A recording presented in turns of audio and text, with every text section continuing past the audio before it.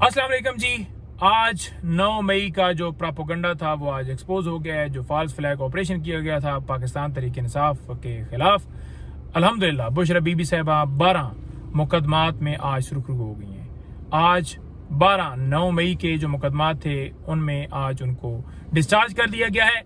ये मुकदमात आपको पता है कि 9 मई के हवाले से बनाए गए थे और इनमें जो 3 को एक्यूज थे उनकी स्टेटमेंट के ऊपर नवंबर में उन्होंने स्टेटमेंट दी।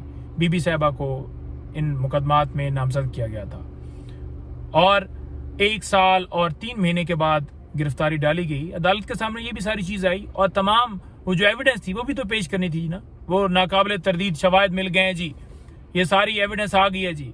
आज मुकम्मल तौर पर ये कोई एविडेंस देने से नाकाम रहे कि कैसे रोल एट्रीब्यूट करते हैं। इमा का रोल था ना बीबी साहिबा के ऊपर भी, जैसे खान साहब के ऊपर भी है कि इनकी माँ के ऊपर तोड़ फोड़ हुई, जलाओ गिरा हुआ।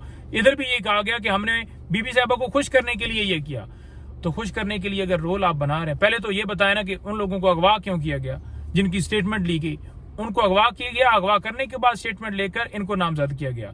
तो जबर के अंदर जो स्टेटमेंट ली जाती है उसकी कोई कानूनी वैल्यू नहीं होती है। वो ली जाती है बंदूक की नोक के ऊपर तशद्दुद करके, तो उसकी कोई वैल्यू नहीं होती। और सेकंड बात यह है कि अगर आपने स्टेटमेंट जबरदस्ती ले ली है तो फिर आप एविडेंस भी दे दें कि ये उनकी ऑडियो है, ये वीडियो है, ये रिकॉर्ड है, ये व्हाट्सएप है, ये कोई मैसेज है।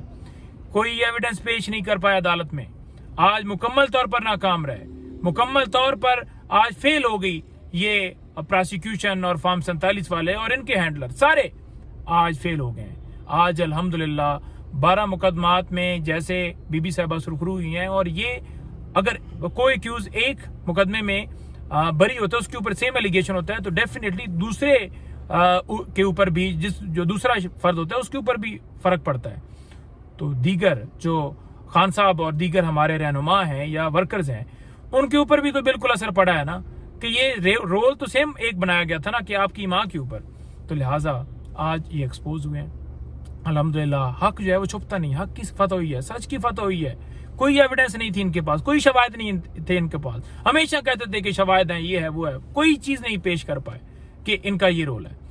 नंबर 2, अजहर मशवानी, फैजान, उनके भाइयों की फैजान की बाजियाबी और अजहर मशवानी के भाइयों की बाजियाबी के लिए दरख्वास्त जो इस्लामाबाद हाई कोर्ट के अंदर थी।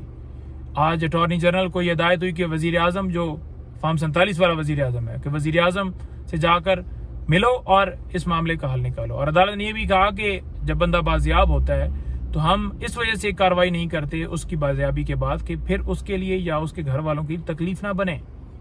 तो लिहाजा ये खुलेआम चीजें चल रही हैं कि लोगों को अगवा किया जाता है, प्रेशर डाला जाता है और उनको अपनी मर्जी के मुताबिक सारा करने चलाने के लिए।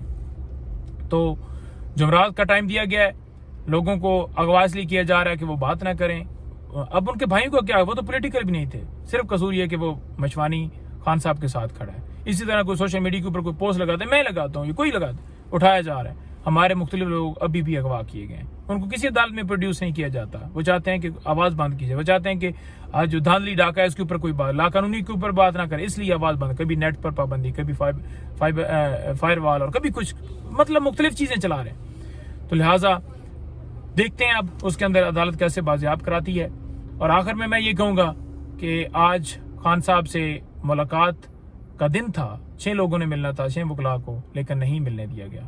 2 लोग, वो भी बड़ा, कभी किसी का नाम ड्रॉप करें, कभी किसी का, मेरा नाम पहले ऐड किया, फिर मेरा भी ड्रॉप कर दिया, इंतजार भाई का भी ड्रॉप किया जो फोकल पर्सन है, तमाम लोगों का ड्रॉप किया। वो चाहते हैं कि जो, और कहते हैं कि पॉलिटिकल बात ना करें और फिर आकर बाहर ना बात करें।